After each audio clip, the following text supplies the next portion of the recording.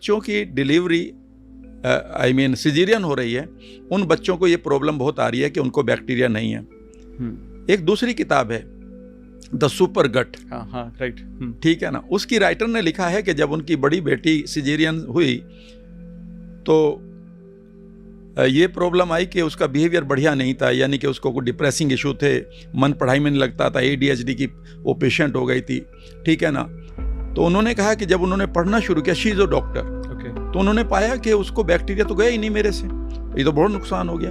तो जब दूसरी बच्ची उनको डिलीवर हुई, वो भी सिजेरियन ही होनी थी क्योंकि पहला बच्चा ऐसा होता, तो उन्होंने क्या किया, उन्होंने डॉक्टर से, अपनी गायनिक से बोला कि आप बढ़िया सी कॉटन, मतलब स्टेलाइज्ड कॉटन से वेजाइनल स्वैब इकट्ठा करें मेरा और मेरे बच्चे की पूरी बॉडी पर लगाएं, इंक्लूडिंग नाक, आँख और उसका मुंह, and that girl is far better in all the terms, यानी कि उसकी ग्रोथ अच्छी रही, मेंटल ग्रोथ।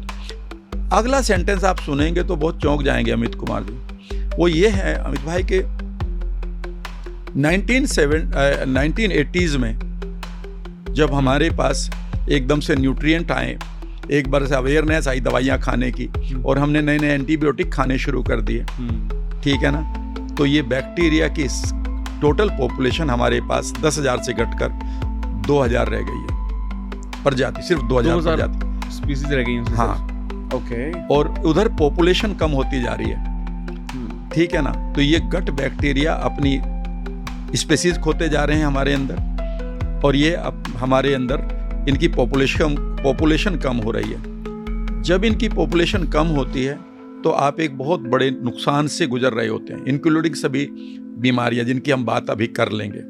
तो ये बेसिकली गट बैक्टीरिया, इनका हमारे साथ एक ताल्लुक बना हुआ है कि आप हमें जगह दो तो ये अंधेरे में पड़े हुए हैं बड़ी आंत में, और वहां पर ये आपके लिए क्या करते हैं तो आप चौंक जाएंगे। ओके।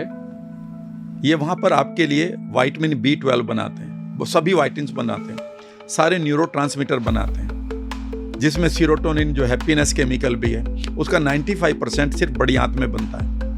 ओके। और वहां पर अगर बैक्टीरिया नहीं है वो नहीं बनेगा। और ये बैक्टीरिया को कौन मार रहा है पता है आपको? आपका लाइफ स्टाइल, जो आप चीजें खा रहे हैं और रोजाना जो हर चीज पर आप दवाई खा लेते हैं। अगर आपने साल भर में 2 बार एंटीबायोटिक खा लिए किसी भी वजह से, तो समझ लीजिएगा कि आपने अपने गट को खराब कर लिया।